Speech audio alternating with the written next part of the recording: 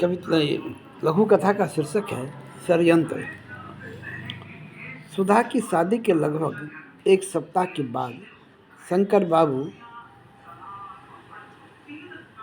के घर महेंद्र बाबू का आना हुआ। शंकर बाबू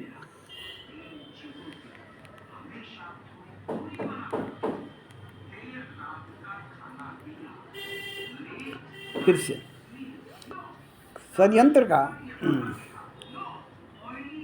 लघु कथा का शीर्षक है षड्यंत्र।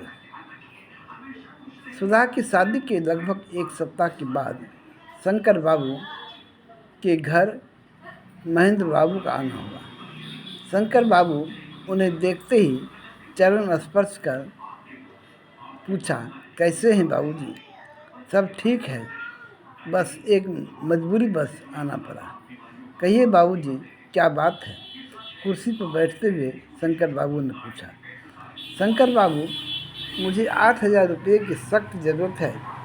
कल तक अगर नहीं हो सका तो हम बेघर हो जाएंगे।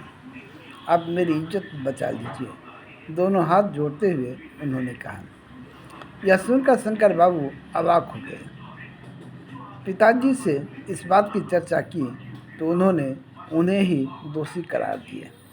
सुधा की जिंदगी बर्बाद करने का सीधा आरोप उन पर थोप दिए। किंतु शंकर बाबू स्थिति की नजाकत को समझते हुए सारे दर्दों को पीकर दराज से पासबुक लेकर महेंद्र बाबू के साथ बैंक चले आए। रुपया निकालकर वे दोनों साथ साथ निबंधन कार्यालय आए और रजिस्ट्रार के सामने महाजन को रुपया देकर टाइम के वाला का दस्तावेज कैंसिल कराया। इस तरह महेंद्र बाबू का मकान शंकर बाबू के रहम करम से बच गया।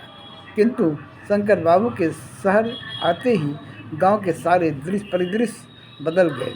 आज महेंद्र बाबू के सुपुत्र अर्थात शंकर बाबू के बहनोई उनके अपने खून पसीने से अर्जित मकान और ज़मीन में उन्हीं के अनुज को हिस्सा दिलवाने के लिए उनके खिलाफ तरह तरह का षड्यंत्र रच रहा है। धन्यवाद।